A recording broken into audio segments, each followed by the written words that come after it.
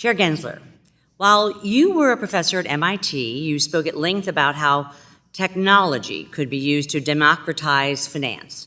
In fact, in a lecture quoted in a podcast entitled Paying It Forward with FinTech with Professor Gary Gensler, you stated, and I quote, "What I was drawn to at MIT was this sense that maybe we can democratize capitalism a bit more, that we can use technology to make finance more inclusive and more accessible to many more millions of people in our country and many more hundreds of millions of people around the globe."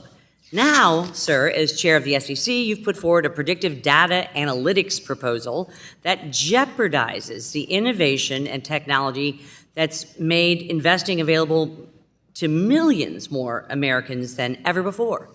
I'm confused at which Gary Gensler, the American public, should believe. The academic version, who spoke glowingly about the power of technology to help more investors participate in U.S. and global capital markets, or the SEC version, who apparently thinks all use of any technology by broker-dealers and investment advisors is inherently conflicted and firms should just stop using technology altogether. Chair Gensler, could you please briefly explain this change in your views? I thank you for the question, a clever question. It's the same Gary Gensler. It's not my identical twin brother, Rob, or anything. It's me. And I believe technology is so transformative. I think artificial intelligence, machine learning is so transforming this decade and so forth. I think robo-advisors and brokerage apps, whether they're using these new technologies or some of the older predictive data analytics, just stand by the basic concept that the investor is first, not the investment advisor is first. That's all. We agree there, and this proposal fails to acknowledge the already existing and well-functioning SEC regulations, such as Regulation Best Interest, Reg BI, and the fiduciary standard that protects investors. I would really urge you to withdraw this regulation, as we already have this in place.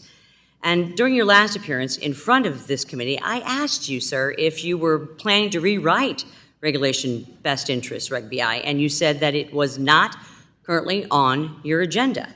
However, the Commission's proposal on conflicts of interest associated with the use of predictive data analytics effectively rewrites Reg BI by holding broker-dealers and investment advisors to a higher standard of conduct and conflict neutralization than Reg BI.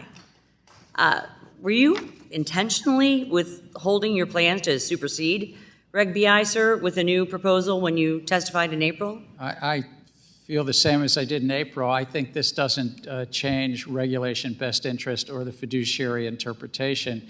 This does build on them in an important area around using predictive data analytics.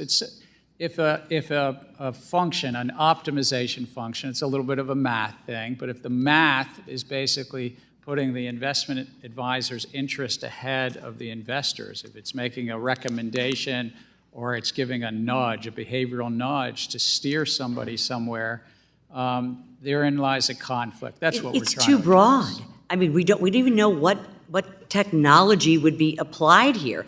And at the core, Reg BI has a fiduciary standard, the best interest, that is already there. You are now superseding that, and it's not just duplicative, it throws out potentially the fiduciary rule in Reg BI. So I again would encourage you, and I think we have bipartisan support to withdraw this rule just as soon as possible. And let me just ask you this question, since I have a limited time.